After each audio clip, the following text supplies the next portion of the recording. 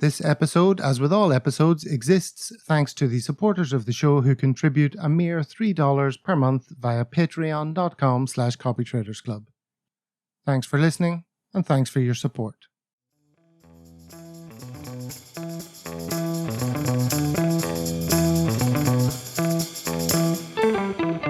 Copy Traders Club, where you can learn how to make better decisions and more money copy trading. I'm Gavin Macaulay, my name and username on eToro.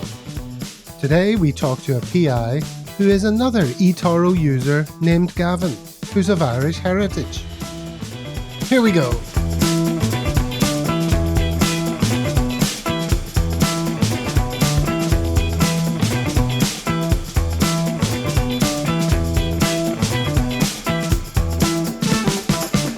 Season 2, Episode 25 of the Copytraders Club podcast, and as always, my aim as an eToro enthusiast is to demystify this new and uncharted world of copy trading, understand what are the pitfalls and best practices, and how ultimately to succeed as a copy trader.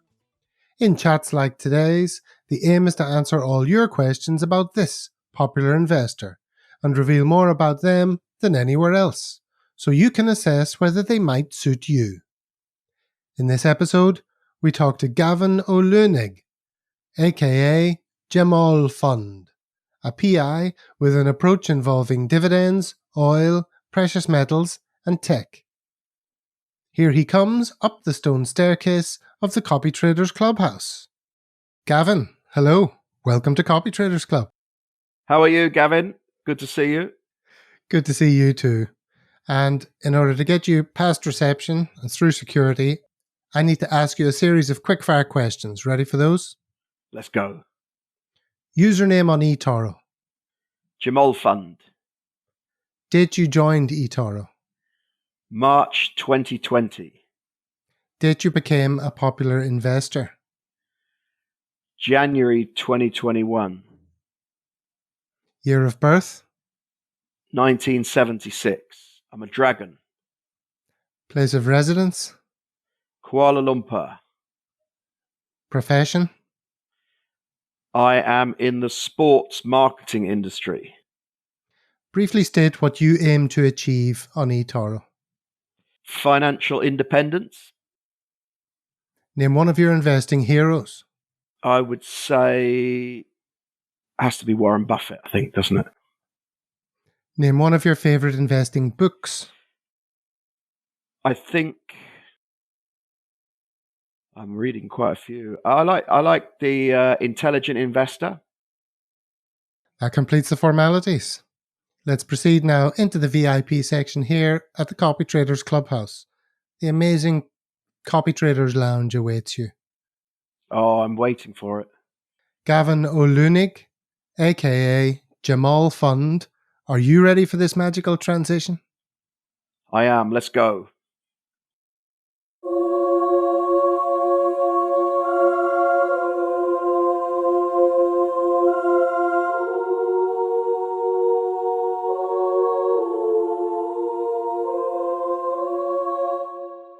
Okay, Gavin, come on in. Take a seat here in the lounge. Put your feet up. Can I get you a drink or anything? Yes, please. 3 or 4. What would you care for? I better not say. Well, why don't we let the staff here surprise us? Exactly. Yasmin, do your thing. Okay, so we have a lot in common, it would seem. Gavin, with an Irish name, who lives in Malaysia and is on eToro. Yeah, I guess so. You know, I think how we first bumped into each other, wasn't it? How that someone mistook me for you, I think. Oh, is that right? I didn't know that. I think there's probably not too many Gavins on there. No, and I was expecting you to have an Irish accent. Disappointed that you sound like an Englishman. Well, yeah, unfortunately, I'm a plastic paddy, so my dad was from Dublin, but he moved over to England when he was 18 as soon as he could, and I grew up in London, northeast London, Essex way. Yeah, moved down to Croydon after that. So unfortunately, you're stuck with the English accent. Okay, and you're living in Kuala Lumpur. I too live in Malaysia. What else do we have in common? We're both married to women from the same part of Malaysia, even. Yeah, well, your wife is from Sabah. Yes. Yeah, yeah. So my wife was originally from Tawau. Uh-huh. Yeah, so I mean, there's not that many people, I guess, out here in Malaysia, are there? A lot of people have gone back, over the last few years. A different vibe, isn't it? It's chilled out and relaxed a little bit more, and I think Sabahans and Sarawakians are a little bit more relaxed, I think, than the stress of the mainland, maybe. Yes, and you're in Kuala Lumpur itself, so you know all about big city stress. Yeah, although to be honest, Kuala Lumpur, although it's a big city, I think the stress is not as great as it would be in London or New York or Hong Kong. It's a pretty laid back country at the best of times, I think, which is nice. It's not all about money. It's about quality of life. It's about family, and it's about relationships, I guess. So that's one thing I do like about Malaysia. And you say you work in football. Tell us about that. Yeah, so I am basically the CEO of a Red Strike Asia, and also the owner of a company called Football Focus Asia, which is one of the largest sports marketing companies in Southeast Asia. So we basically do activations for multinationals, brands like Coca-Cola, Unilever, Procter and Gamble, etc., all around the region, which encompasses work with them. World Cup sponsors, we help them activate that. EPL sponsors, we help them activate that. We bring out football legends. We do photo shoots with players. We do travel to the UK. So, look, last month, we were in England filming with John Terry for a client. In August, we're in Paris with Neymar. September, we're in Madrid with David Villa. So we fly around the world and do a lot of photo shoots, but basically activating for all our clients out in Southeast Asia. That all sounds terribly glamorous, exciting. Yeah, it's not. It's fun, I think in life you have to do something that's fun. You spend so much time of your life in your job that I think if you're not happy with it, you have to do what you love. And I love football. I love sport in general. So for me, it was a great fit and great to get into the industry, and really enjoying it.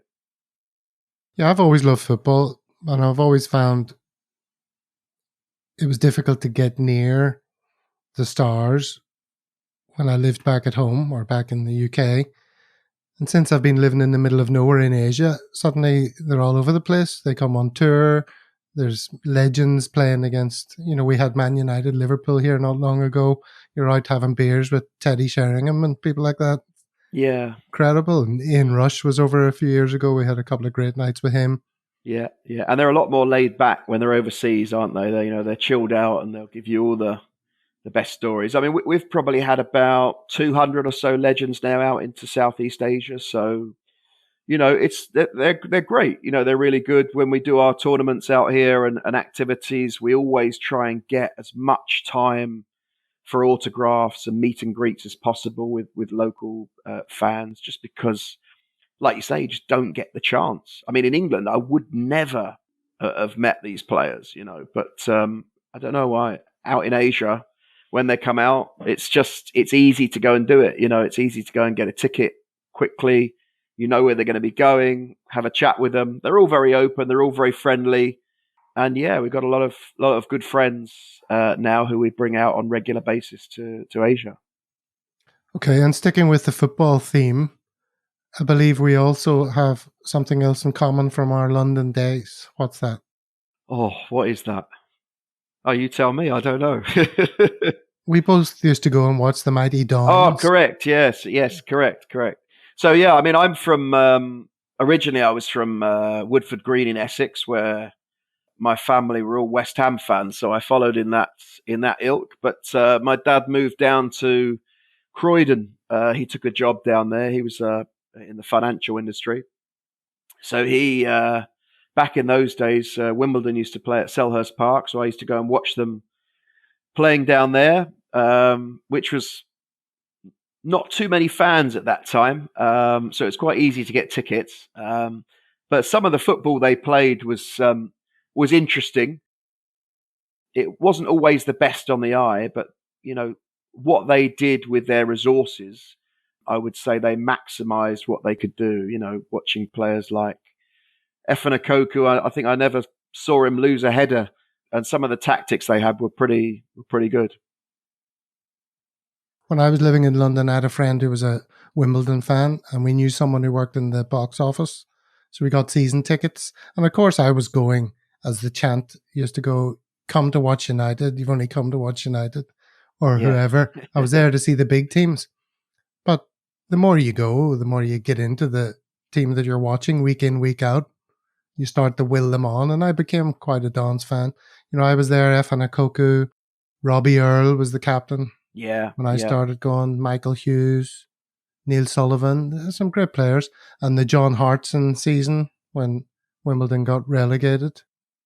Yeah. I remember being down at the Dell for that match against Southampton where we lost. Yeah. And Glenn Hoddle walking about telling us to keep our chins up.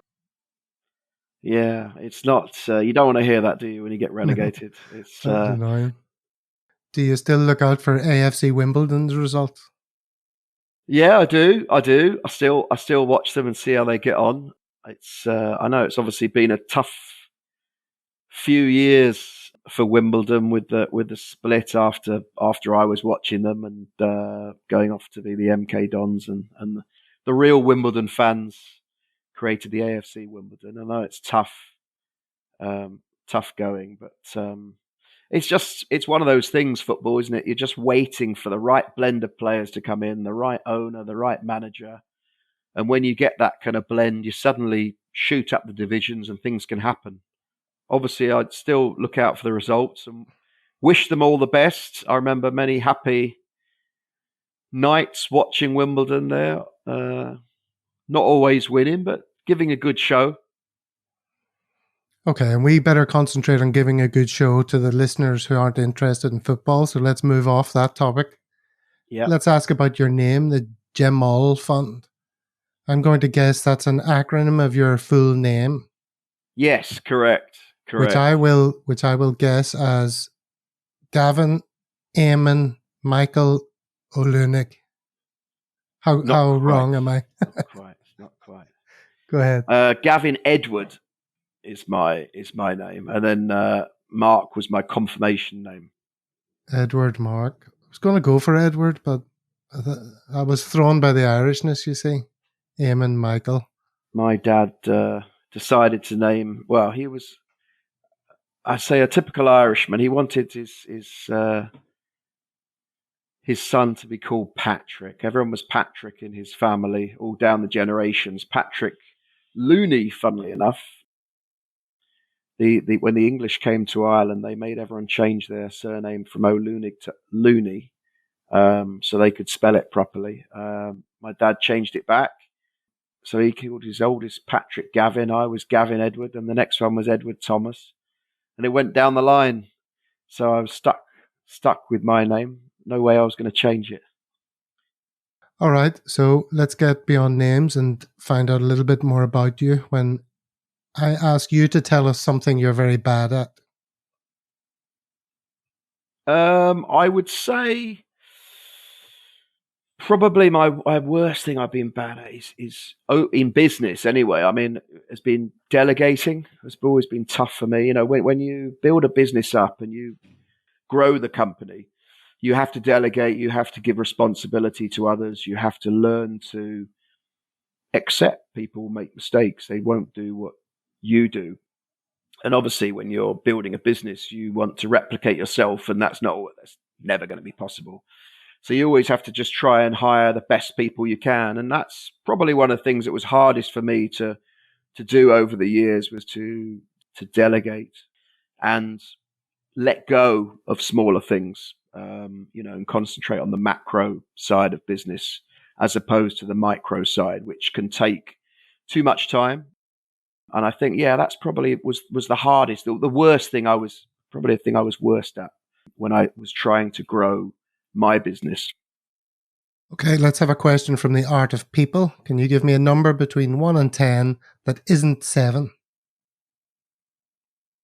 Let's go for lucky number 8, as we're in Asia. Other than a member of your family, tell me about your role model. My role model. I watched a lot of football when I was young. Old footage of football. Old footage of, let's say, go back even to England winning the World Cup. Bobby Moore, someone who played the game, was great at the game, but he was a gentleman. He was fair. He didn't cheat. I would say that's something I like to. When I play football here, or I like to play sport here, everyone wants to play hard, but at the end of the day, everyone's friends. And I think that's something I like to instill in me, my kids, and my colleagues at work.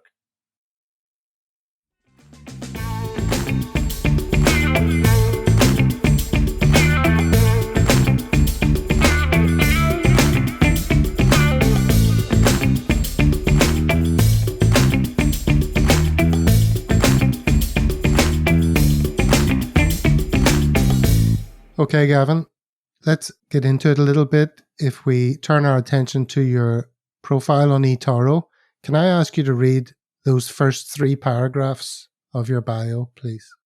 Sure. So I've worked for 25 years in London, Hong Kong, Singapore, and Kuala Lumpur. Currently as CEO of a large sports marketing company. I've invested in the markets for over 20 years and aim to generate a consistent and sustainable return on investment. I like to keep it simple and pursue solid growth and scalable tech stocks combined with dividend-paying companies. I believe in long-term growth. I don't use leverage or open sell positions, but look for undervalued stocks with a solid management team. I concentrate on stocks as that is my area of expertise, and I look to try and achieve an annual asset appreciation of around 10 to 25% through solid growth and weekly retracements in both upward and downward trends. Okay, very good. That's the first time I've seen the word retracements in a bio. I noted. Okay, and let's have a quick glance at your stats. As you say, you joined in March of 2020. Yes. In time for the corona recovery. Recovery is the word I was looking for. Yeah. So you've got like 10 months of 2020 with a final annual result of 77%. Then 2021, 24.5%. 2022 so far, minus 12%. Yeah. Which I'm pretty happy with. I think, to be honest, like a few people who entered the market after COVID's drop, let's not beat around the bush. I think it was fairly straightforward to make money in 2020 if you enter the market when I did, which is why I did on eToro. That is 2021. Yeah, was a bit of a recovery year as well, and 2022 at the moment. Obviously, not everyone would have foreseen Russia invading Ukraine, which has kind of tended to knock everything off kilter a little bit. We're still obviously dealing with COVID recoveries and various inflation issues from that, which have been obviously exacerbated by Russia's campaign in Ukraine, which has obviously driven energy prices higher, wheat prices higher, which obviously all contributes to the inflation, which has a knock-on effect because then unfortunately, the central banks start to put interest rates up, which hits stocks, which is why a lot of people are down this year. But you're happy enough with your performance so far in 2022? I suppose being minus 12% is, in relative terms, pretty good. Yeah, I mean, I must admit, I don't really look at it in terms of plus and minus. I know a lot of PIs are all, really it's very important what their stats are. For me, just one area I've always focused on is when I look at my portfolio, I've got an available balance on the left. I've got a total allocated on the left. And on the right side of the screen, I've got my profit and I've got my equity, which basically is a balance sheet. So I'm always of the mind I'm trying to increase my available and total allocated. If I can keep increasing that, even if the stocks go up and down, which they will, stocks go up, stocks go down cyclically. A stock never goes straight up. A stock, well, sometimes goes straight down. But if you pick a decent company, they go up and they go down over time. And you can exit when it's at a high. You can buy more when it's at a low. So my focus pretty much is to increase my total allocated. Let's have a little look at your risk score. When I look at your risk score over the past 12 months, it's a game of two halves, to use a term you're probably very familiar with. The first 6 months is green, average risk 4. The latter 6 months is orange or amber, average risk 5. But it's a pretty steady picture of the risk score. Are you happy enough with that? Yeah, I think you always want to have your risk as low as possible, don't you, where you can. From what I've seen, a lot of PIs have had the same problem where, when the stock market falls out, naturally, even if you keep exactly the same stocks and don't change anything, your risk suddenly shoots up because everything is more risky. So if a stock moves, particularly in terms of volatility, then your risk will increase despite not investing in anything potentially more risky. So I've seen a lot of PIs have that problem where they've suddenly shot up over 7 for not doing really much themselves. So I've tried to keep it as low as possible. I obviously sometimes, if I see it going too high, I might, liquidate a stock. But I think you can see on eToro which are the stocks that drive your risk score higher. So sometimes I can reduce my holding in some of those to keep the risk score down. Okay, copier numbers and assets under copy. As of the day of recording, copier numbers is 221. Assets under copy, somewhere between 100 and 300k. When I look at your risk score, it's very much a case of, well, you were motoring along at quite a low level, then a sudden rise, followed by a relatively shallow decline. That looks to me like you were on editor's choice, or... Yeah, exactly right. I think that's like most people. I got put on editor's choice when you're plus, and then I think you spend about a month there, don't you? And people will copy you and jump on, and then gradually people fade away over time. But yeah, look, I'm all I can do is follow my own kind of philosophy and try and follow that and stay true to that, and not change anything I do just to get kind of copiers, I guess. Do you know how many your maximum number was? Was it like 300 or so? Yeah, I think I had about 300 and something, at one point. And you're currently a champion. But I note that you've already passed your CISI level 3. Yeah. I mean, look, my father was a financial advisor. He had a financial company in London.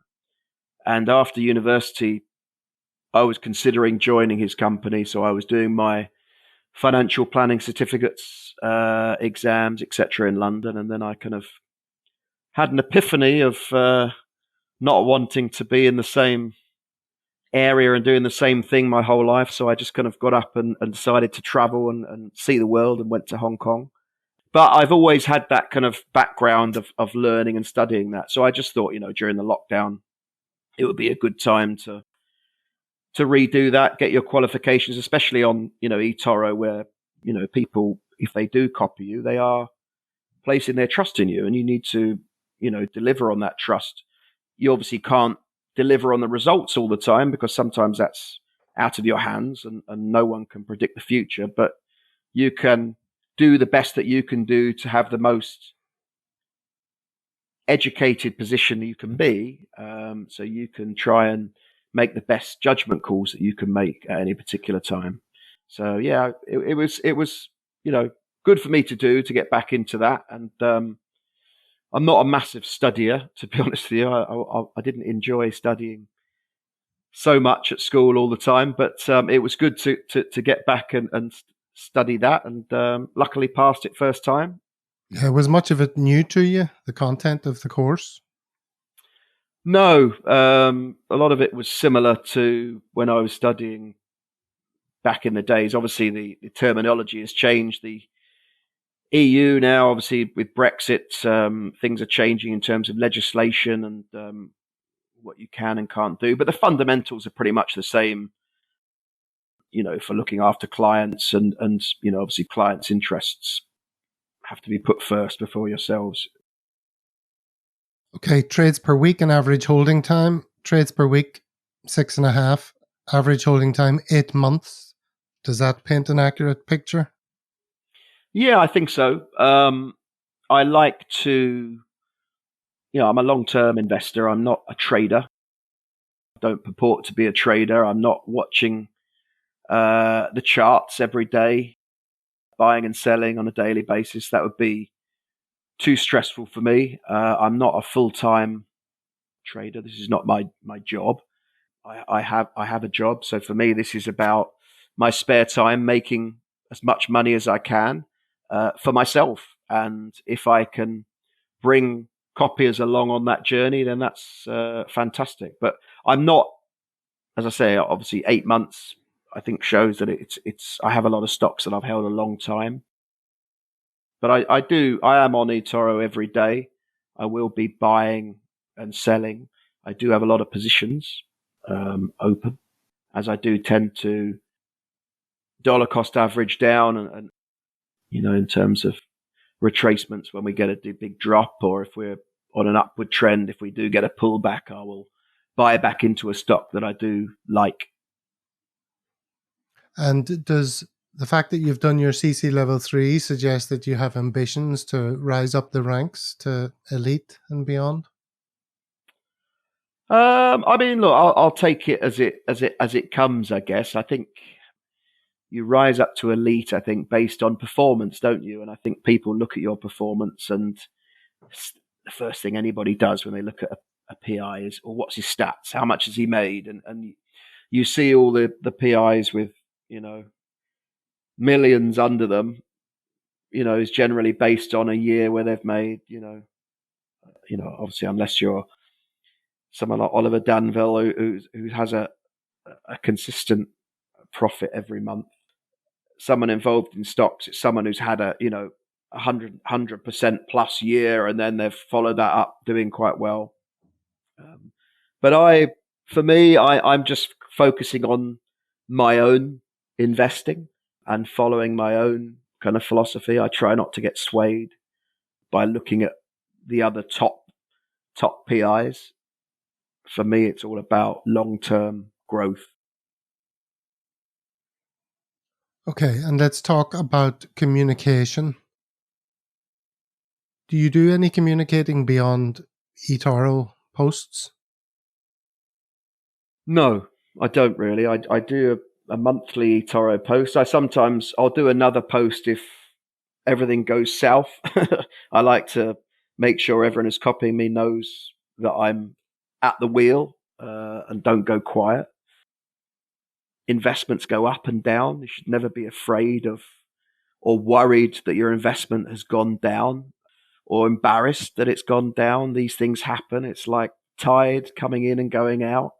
Shares go up and down. And if you believe in your shares or in the stocks that you've chosen, then you should relax and, wait for them to come back. So, yeah, I probably should do a lot more, but maybe I haven't quite, got to the point where I'm considering for eToro to be my one and only job.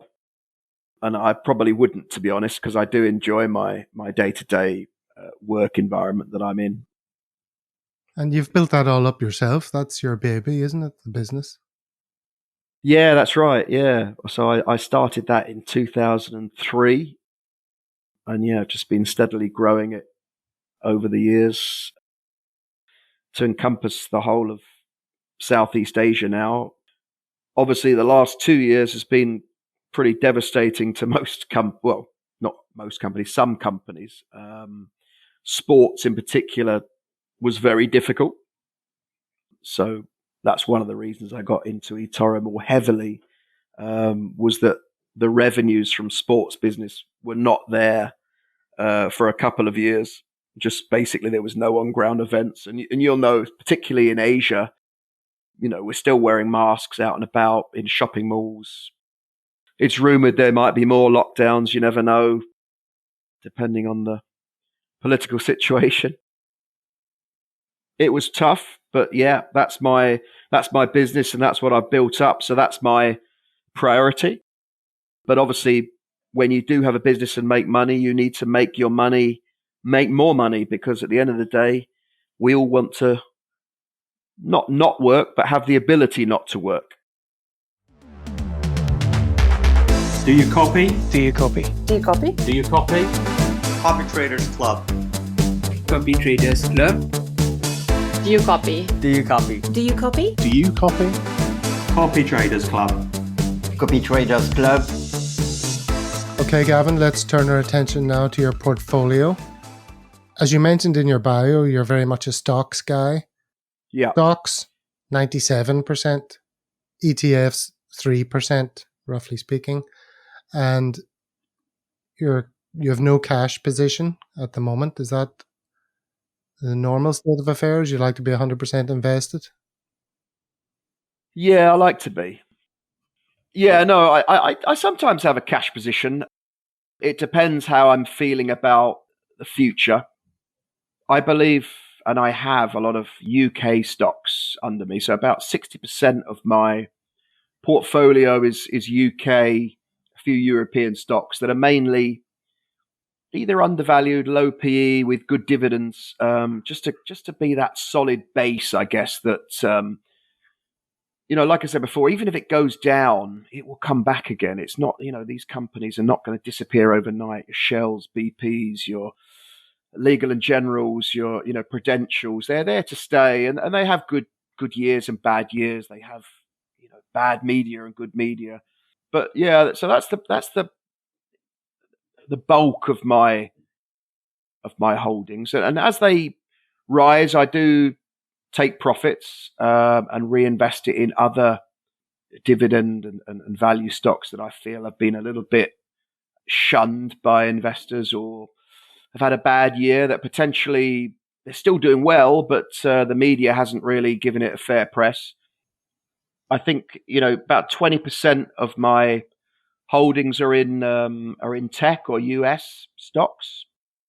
Most of this is quite recent, actually. I mean, I got out of most of my tech stocks in November, quite luckily, last year. So I was, the PEs looked too high. The stocks were just, any old stock in the US was basically flying up 50%, 60%. With the cash handouts and the and the quantitative easing that was going on in the US. So I cashed out of those, which proved lucky.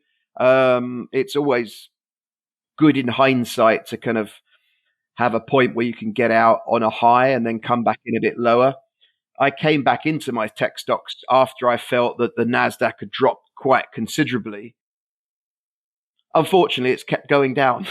But, we keep buying in as we're going down into various tech stocks. And my understanding, my feeling is that technology is here to stay.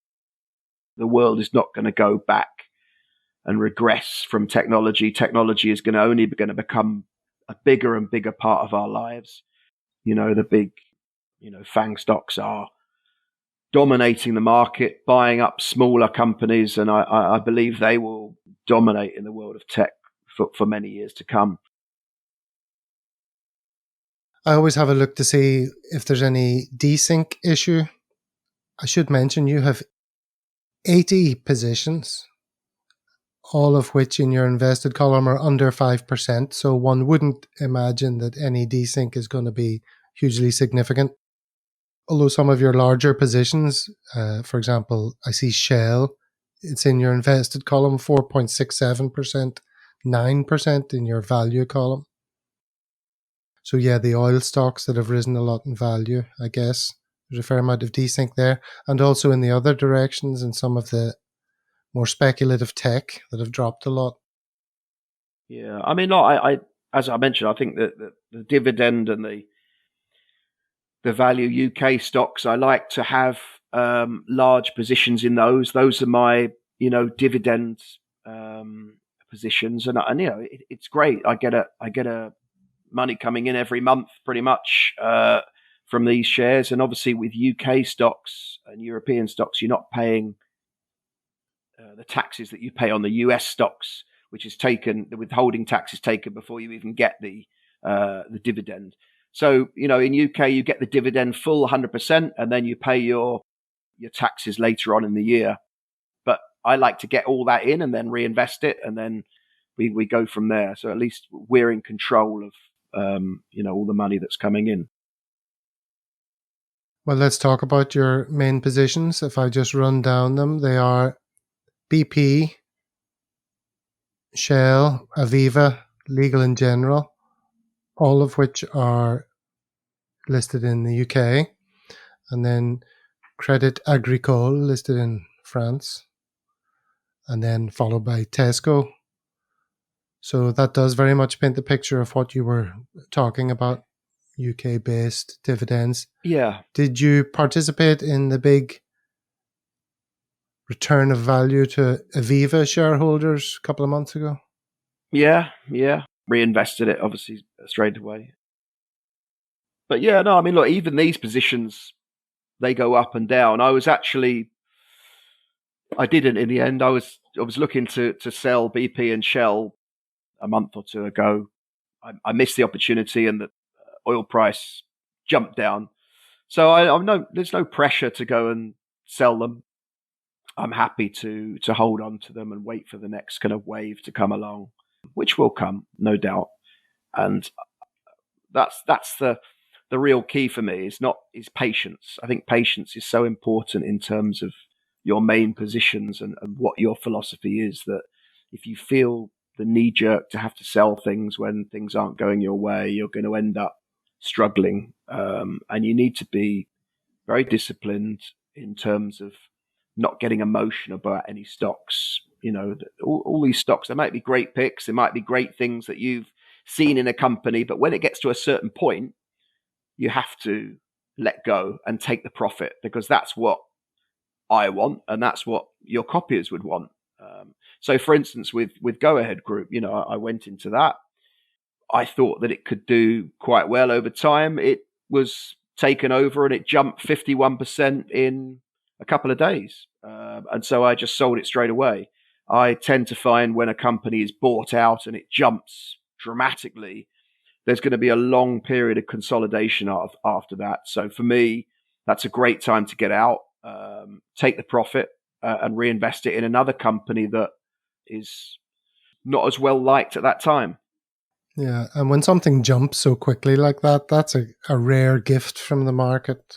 I mean, the market is there to screw you over at every opportunity it gets. It is. If it's going to be nice to you, yeah, take it. You got to take it, haven't you? Otherwise, what's going to happen? It goes back down again, and you miss out. So, some things I wish I'd stayed in longer. That I took profit on, and you're always going to have regrets of anything, but you can't. You've just got to do what you think is best at the time, and you've got to reinvest it to the stocks that you feel will give you the best return over the next few months and years. Well, let's talk about something that you've been invested in for quite a long time. It's another theme in your portfolio, one that no doubt requires patience, and that is precious metals. Now, you own loads of precious metals positions. When I run through your portfolio, I see the following: Barrick Gold, Rio Tinto, Fresnillo, Anglo American, Agnico Eagle Mines, Endeavour Silver, Pan American Silver, Fortuna Silver Mines, Hochschild Mining, Kinross Gold Corp and the iShares SLV ETF. Now, for many investors, exposure to precious metals is kind of insurance. For you, it's clearly more than that. This is investment. Many of these positions were entered a long time ago, so you're a precious metals investor by default, not necessarily because of the macro situation we find ourselves in today. So can we talk a little bit about those two circumstances? First question, why are you a precious metals investor generally? I'm generally how would you say, I like to see myself as a slight contrarian investor. So I like to buy things that are maybe not doing so well, or buying things that are on a different scale to other asset classes. So generally we'll find in the stock market that at one point the US tech stocks will be flying high and the general UK stocks will be doing so-so. We might find that another time the precious metals are up high and other ones are down. So I like to have a cover of all various different asset classes so that when one is up, I've got the opportunity to sell at a high, and then I can reinvest that at something else that is a low. I've always had physical precious metals for quite some time as a kind of insurance, policy on, I guess, what day-to-day life, but also, for that, you're waiting, like you said before, you're waiting for that time that, look, okay, if silver pops to 50, great, I'll cash it out. I'm not going to hold it forever. I don't have a religious, understanding that I desperately want to hold this stock. Every stock I have has an exit price that I'm looking at and has an entry price that I look at. It just so happens that silver and gold, precious metals haven't done quite so well so far. I would say gold's done pretty well this year compared to other assets. I think it's probably down about 7% or so.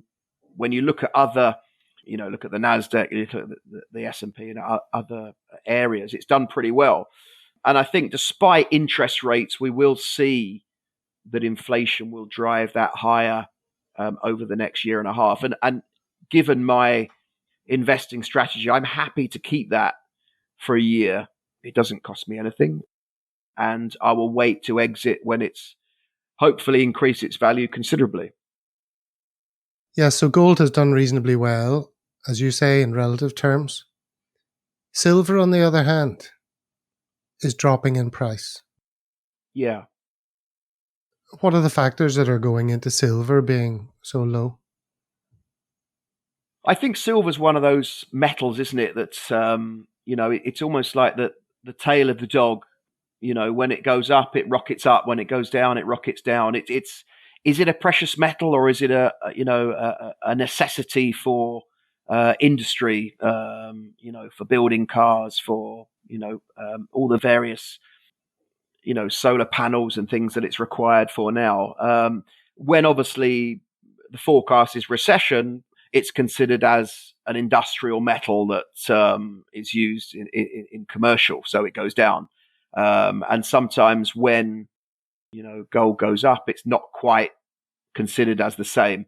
I do feel, though, long term, silver is a very undervalued metal generally, and I think our desire and the direction of travel that the human race is taking is going to require an awful lot of silver over the next 5 to 10 to 20 years, or until we find a metal substitute that has the qualities of silver, which we don't have at the minute.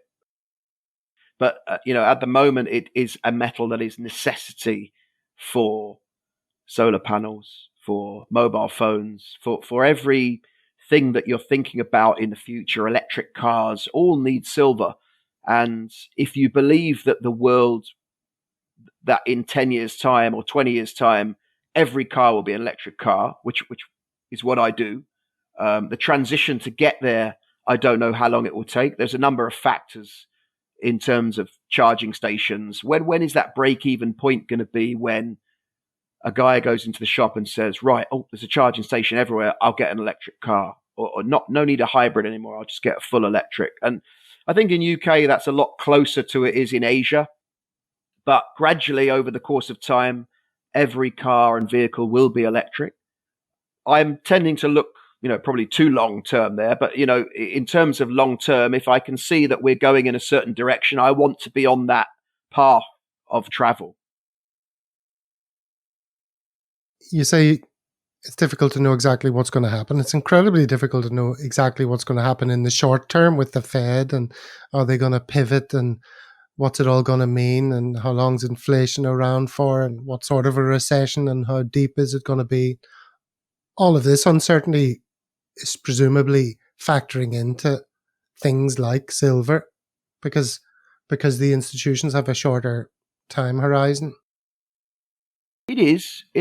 But, that's all if you're interested in the short-term aspect of silver, which I'm not. So, for me, I'm about the long-term impact of silver and aspects of it. So, for me, I know that solar panels and electric cars will be the norm.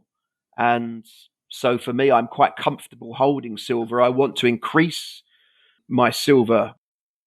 If, let's say, for instance, in the next month or two, oil rises back up to 110, let's say, Putin doubles down and the oil price skyrockets, I would look to exit BP and Shell, and I would maybe go back into some other stocks that are not doing so well. If silver drops more, I'll take more silver because I'm happy to wait and hold that and wait for the cycle to go around. I mean, you talk about the Fed, and of course, look, the Fed is the biggest cartel there is. They put interest rates up, stocks fall around the world. Not to say they're a manipulator of markets, but what they do affects markets particularly. But COVID has taught us that, look, we had a problem with the debt crisis previously, and COVID has made that debt crisis go way out of control. America's 30 trillion in debt. I think if they raise interest rates by just 1%, that's an extra 30 million a day they have to pay in interest payments. So it's unsustainable, really, for them to keep raising interest rates too high. It's almost like they're running out of options in terms of what to do. And I believe they're hoping that with the end of the war in the Ukraine, if that comes around, and oil prices returning to some kind of normality, and wheat prices, other commodities coming back to normality, that will aid inflation decrease. And no one really knows how much of that is to do with COVID logistics problems, with oil prices, with commodities going sky high due to obviously wheat in Ukraine and Russia, and embargoes on products coming out of Russia. Yeah, it's a crazy time. It is. It's a crazy time, and obviously we all wish there were no wars, but unfortunately throughout human history these things do happen, and if we are investing, we have to always keep our options open of anything that could happen at any time. And that's why I like to have different positions in different things. So silver, UK stocks, which generally I've found don't go up too much. As we've seen, the FTSE's not really moved up at all in the last decade or so. US stocks and other areas as well. Just one final point on silver. I've been doing a fair bit of research into silver myself at the moment. It's enough to turn your head. But one thing I came across is that there's significance in the date, the 27th of July. Have you ever heard of this? Historically, going back over all the years, the 27th of July is a key entry point for silver. That's often when it's at its lowest price. So that's 3 days. Is that right? That's 3 days from the day of recording. I'll get ready. Not financial advice, of course, but no, yeah. Well, I mean, look, there's a lot of the market moves because of traders and because of charts and because of history and things like that. And you always have to be aware that if a lot of people are entering a trade based on charts, then if you are in and looking at that, then you need to be aware of when a good entry point would be. sometimes there's no point trying to exit at a round number because everyone exits just before. Exactly. So you have to be aware of where you want to go in, where you want to exit. And don't listen too much on the silver forums. They can be quite mind-bogglingly. There are a few gold bugs and silver bugs who, they have some crazy claims, that silver will be $5,000 or whatever it is. For me, I think it could very well double, in price. Any commodity that's scarce and is, supply and demand, if people need it, and there's not enough of it around, then it has the ability to jump significantly. And when silver does jump up and down, it really does jump. It goes kind of 15% in a couple of days, 20% in a couple of days.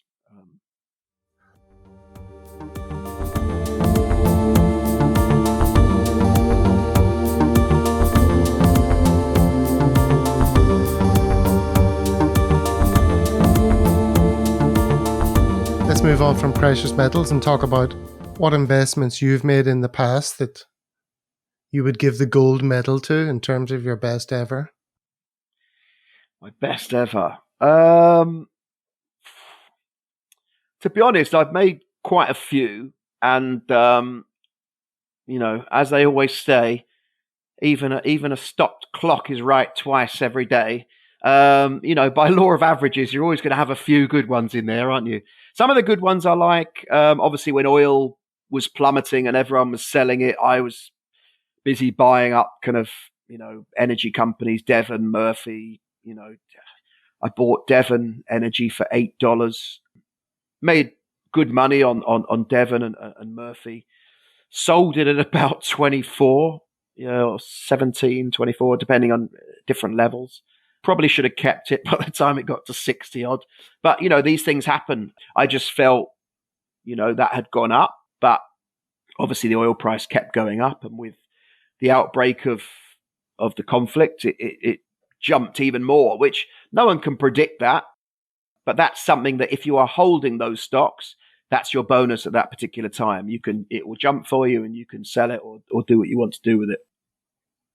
Longer ones, Investec was very undervalued for me, and I rode that for quite a long time. We were about 130% up on that one for quite some time. I don't like to hold stocks too long that have doubled or almost tripled in value. I like to take the profits on it. I know some PIs like to keep a gleaming flagship at the top of their portfolio, which says plus 200. For people to follow them. But for me, it's more about, I follow my philosophy. I want to take profits. Does that mean I'm going to miss out on something tripling or quadrupling? Maybe sometimes, yeah. But I will still look. If I feel the company is good and going to go higher, I will keep it. But if I feel that, it's a good exit point, I will exit. And then if there's a retracement, I'll come back in and re-go again. Yeah, I did notice your closed positions. There's a lot of green in there. Yeah. And your open positions, there's a lot of red in there. Correct. I generally don't like to sell losing positions. I like to give it time. I like to allow positions to turn around naturally, which they generally do over time. Some don't, obviously. You get some that just go down and go straight down, and you need to know when to get out. So if I see a stock that's going down and there's an accounting problem, I will just tap out straight away. If I see a stock that has got some extremely bad press about something going wrong, I will get out straight away and take my loss. An example of that is obviously when Russia invaded, I had a number of Polymetal, Gazprom, which I had to exit straight away, which unfortunately was a loss. But, these things happen. You just have to get out and reinvest it and try and put it in something else that will go up and counter that. I'm just looking down through your portfolio here. You've got a few that have got a long way to come back. Yes. Twilio, Douyu. The Chinese ones mainly. Yeah. Yeah, China's fallen off a cliff, hasn't it? Mercado Libre, Azos, Shopify. Yeah, but you're obviously not in any rush to get rid of these.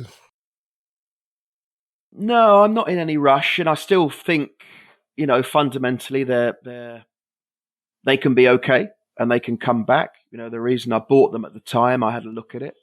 I thought the stock could improve dramatically. Mercado Libre still feel will do well. I think a lot of the stocks, unfortunately, just because of the rate rises, especially in the Nasdaq, have just dropped off a cliff. And that's just what happens. And you need to almost either you just tap out and sell it, or you wait and for the interest rates to hit their peak and then start coming back again, and the easing comes back and the stocks start to rise again. So I'm comfortable holding the stocks that I have, and we'll see, basically. If I asked you about your worst ever investment, is there one that immediately springs to mind that brings you out in a sweat? Do you know what? I'll tell you my worst ever investment, which was actually I made a profit on. But it's not the worst investment because of that. I've had investments that have gone down, obviously, that lost money. But I was watching a TV show and my phone was in my pocket, and I suddenly felt a beeping in my phone, and it suddenly had bought the equivalent of $400,000 worth of oil for me. So 40,000 at 10 times leverage. So my heart pretty much jumped out of my skin as I went upstairs to my computer, and obviously waited for a point to exit in the next kind of 3 or 4 minutes where it was green. It did go red for a little while, and I exited when it was green. I've sometimes put some. Obviously, I say I don't do leverage and I don't sell. I don't like to do that. I have put some leverage on something once or twice. I did it once or twice. I don't really do it, to be honest with you, because I just feel that leverage is gambling, and no one can predict even a stock. Even if you feel silver will rise over the next 10 years, no one knows what it's going to do over the next 5 minutes, 10 minutes, 20 minutes, and it could easily pop your 50% very quickly and lead you to losing a lot of money. Let's go back to your pocket. What was going on that you were able to do such a detailed bum dial? I think I had one. I think I had one touch trading on, which came off very fast. So that won't happen ever again, thankfully. But yeah, I got rid of that within a minute. But worst trades in terms of picking the wrong stocks. Obviously, yes, you could potentially, in hindsight, see that Russia was going to attack Ukraine. I think even at the time, a lot of people thought it was a bluff. Obviously, in hindsight, that's proved to be wrong, and he went straight in, and it's caused the problems it has. Other things potentially going into China. Obviously, the COVID, extreme lockdown we had in China, the logistics problems, the government clampdowns of companies, which I feel really caused the problems. I'm still positive. I think China's a huge market, despite its communist country. I think Chinese people generally, as you all know, are the most capitalist people in the world. So I'm fully confident that the Chinese market will come back. Likewise, the tech stocks, I believe, will come back, to where they were before and beyond. Okay, well, that wraps up the portfolio chat for now. Let's move our attention to copiers. Who should copy GEMOLFund? I guess probably someone who thinks similar to myself, really. Someone who's looking for long-term investment, potentially. Someone who is willing to leave their money with me for a long period of time. If you are looking to grow your money over a long period of time, that's who I would say would be best to copy me. Obviously, I have a lot of people come in, especially when you get featured, you get a lot of people rush in. And then a lot of people rush out again sometimes, don't they, when you don't get 20% or 30% that they expect the next month. And there will always be investors like that. who basically are looking for a quick buck or looking to get 100% or 200% on their money. And it really depends on your risk profile or what you want to achieve. For me, I state it quite clearly. I'm looking to try and get 10, 25%. If I'm lucky, if someone guaranteed me 10% a year for life, I would take it straight away. So for people who are looking to try and get 50%, 100%, I wouldn't advise copying me. I'm although my risk at the moment is 5, 6, I'm not a particularly risky investor. I don't invest in crypto. I'm focusing more on what I know about. I don't know enough about crypto. I'm not an expert in it. So I try and stay away from it as best I can. But I think your risk profile, summing up what you mentioned, is very different depending on how much you've got invested. If you're investing in eToro with 4 figures, you can afford to take a punt and put, X amount on a small stock that might do good. If you're investing with 6 or 7 figures, you have to really monitor what you're doing, and it takes a different approach. And I think you will, tend to be a little bit safer. So you're implying that you have lots of skin in the game? Yeah. I mean, I feel that's important. I'm not someone who's come on with a few dollars and I'm just playing around. I have invested, in March 2020, you very rarely get an opportunity to invest and have the ready capital in other areas that you can put into a stock market that is on the floor. And if you can make good money, which, for the fact that at that time the sports industry was on its knees, like anybody else, all these investors, all of us out there have all got families. We've all got our own problems. We've all got our own life that we need money for or whatever. I have 4 kids and a family to look after and, private school to pay for. So I can't afford not to have income coming in. So for me, it was a necessity. I put a lot of money in, and because of that, has that made me more risk averse? Maybe. I think it probably has. You can't get away from that fact. But if I had $3,000 or $4,000 in there, then I'd be totally different. Probably, yeah. You'd be playing more of a risk. You could afford to do different things. Do any of your copiers copy only you that you're aware of? I don't know, actually. I really don't know. I look at sometimes my copiers, who else they invest in and what they also are involved with. I don't think there's anyone who's just invested in me, no. Well, speaking of your copiers copying you and then other PIs or making other investments, what sort of PI profiles do you think would go well alongside you in a PI portfolio? I think, again, it really depends on the objectives and risk of the particular copier. So, it really depends on what you want to achieve. If you want to use me as a dividend safer copy in your otherwise risky copy portfolio, then that's great. If you want to use myself in a more dividend orientated PI copy portfolio, then that's great as well. I don't necessarily think there's any kind of other copiers that potentially should go with mine at all.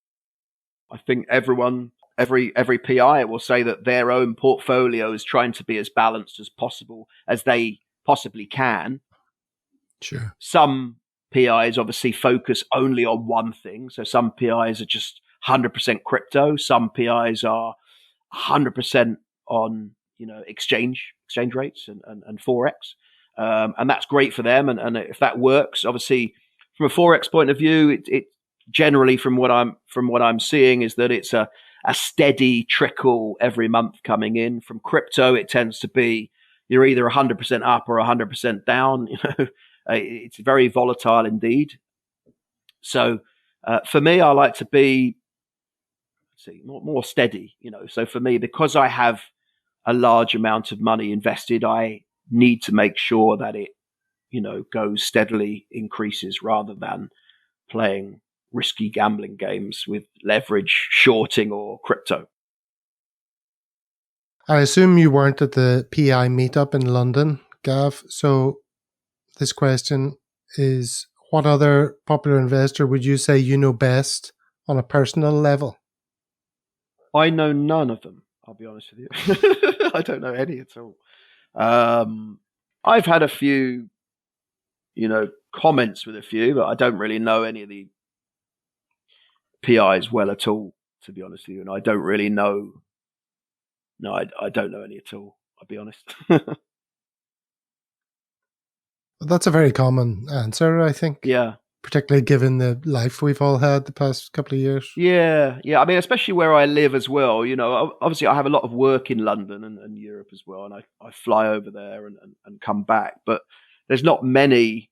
I think you're the first Malaysian person on eToro I've even spoken to. So I'll say you. Okay, final question, Gavin. What's the one question that I didn't ask that you wish I had of during this chat? What is the one question? I guess, maybe about just general investing philosophy, I guess, and not just, obviously I've been on eToro quite a short space of time, but I've been investing, in precious metals, in stocks, other asset classes, property, etc. over the years. And I guess for me, my one main philosophy is patience, is the fact that I like to be contrarian in terms of buying when just the fundamentals really, isn't it? Buying when things are low and selling when things are high. You don't need to keep something for a long period of time. You can exit and take profit on things when you feel that something might pull back. So for me, I think patience is probably the key for my strategy. Patience. I've had to be patient, obviously, with the last, this year as it's gone. I know everyone's struggled. There are a lot of PIs that have done very well, this year. But I guess you really need to look long term. And for me, it's all about your capital appreciation. Okay, well, we look forward to watching you build both your equity and your name on eToro as time goes on, Gavin. Yeah, well, to be honest, on my name, I'm not too. I suppose now. Obviously, I'm on the PI system, and I want to do as well as I can for myself, and I obviously want people to copy me as well, and hopefully share in my success. No one can guarantee success in life. All you can do is do your best at any particular time. But I would just say, because obviously from my own point of view, I have, as you said before, got plenty of skin in the game. Hopefully that would give copiers a comfort that I'm on it quite a lot, and I am invested in what I'm doing, and, taking exams, etc., shows that I'm interested in progressing myself. And, hopefully we can make money together. And on that note, thank you so much for dropping by the Copytraders Clubhouse. Well, thank you very much, and hopefully we'll meet up in Malaysia someday.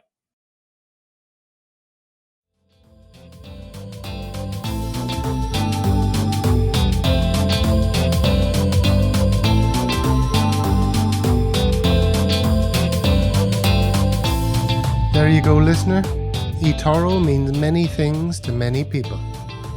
Interesting to talk to Gavin, for whom rising up the PI ladder is not the be-all and end-all, more a patient build-up of wealth for himself and anyone who copies him.